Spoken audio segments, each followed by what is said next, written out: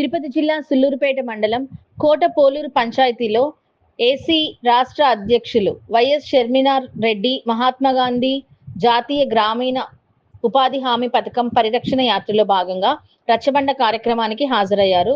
ముందుగా ఈ కార్యక్రమాన్ని డీసీసీ తిరుపతి జిల్లా అధ్యక్షులు బాల గురువంబాబు, సుళ్లూరుపేట నియోజకవర్గ సమన్వయకర్త మావుడూరు వెంకట చలపతి, తిరుపతి జిల్లా DCC general secretary Gandavaram Ramesh Reddy నేతృత్వంలో ఈ కార్యక్రమం నిర్వహించడం విశేషం.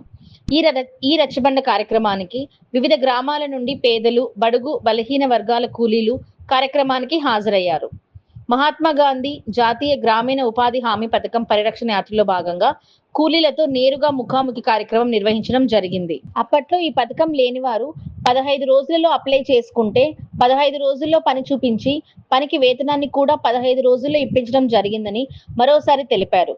కానీ ఈ బీజేపీ ప్రభుత్వం వచ్చిన తర్వాత పేదలకు చెందవలసిన పథకాలన్నీ రద్దు చేసి కార్పొరేట్ వారికి అనుకూలంగా ఉండే విధానాలను తీసుకురావడం ఎంత సులభమని ఆమె తెలిపారు.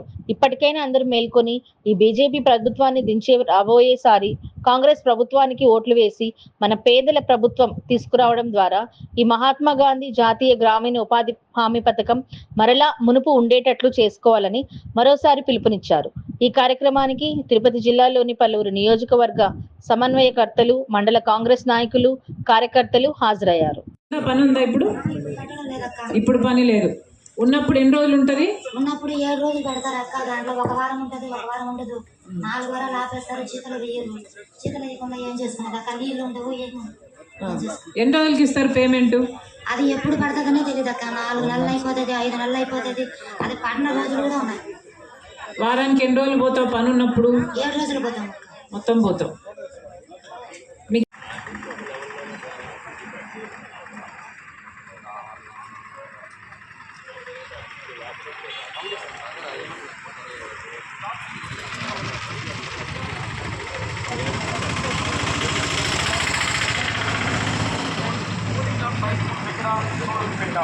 For retail export up to 50% off.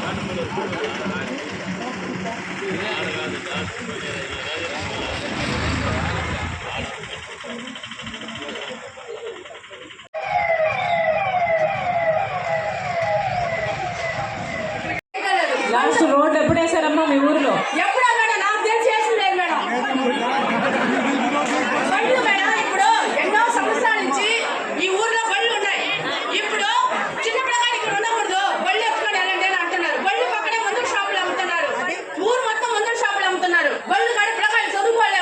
ఇక్కడ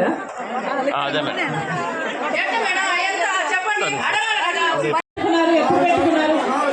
4 సార్లు పెట్టుకున్నారా? అంటే మీకు ఎప్పటి నుంచి పెన్షన్ రావట్లేదు?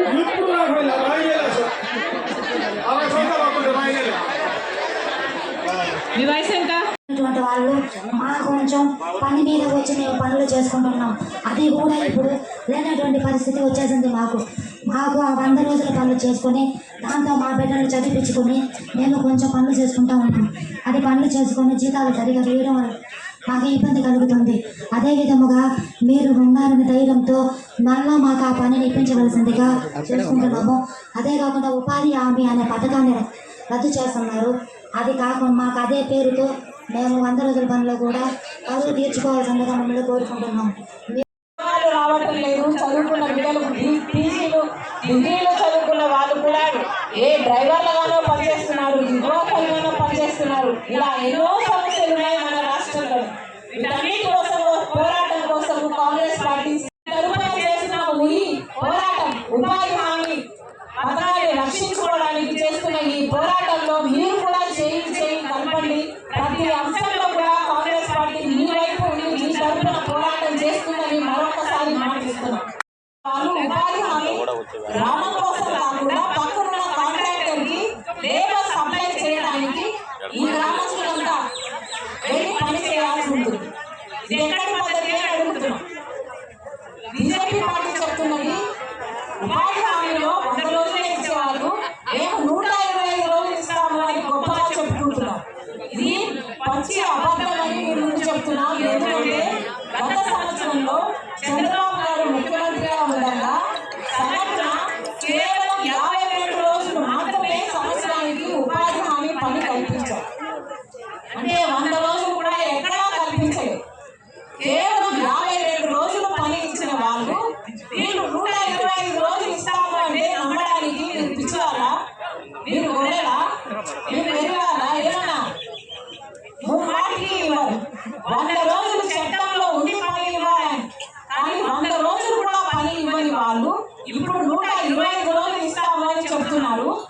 పచ్చి అబద్ధం, పచ్చి మోసం, పచ్చి బూటకం. దీన్ని ఎవరూ కూడా నమ్మకం. వీళ్ళకి నిజంగానే ఉపాధి హామీ 125 రోజులు చేసే చిత్తశుద్ధి ఉంటే చంద్రబాబు గారు పోయిన సంవత్సరంలో 2025లో 18.5 లక్షల జాబ్ కార్డులు ఎందుకు తొలగిస్తారు? అంటే వీళ్ళందరికీ ఉపాధి చేసుకునే అవకాశమే లేదు.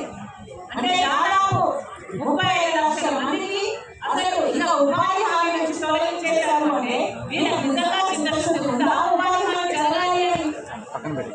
అంతేకాదు మహాత్మా గాంధీ ఉపాధి హామీ పథకంలో కేవలం 6 గంటలు 7 గంటలు పనిచేసేవారు, అవునా?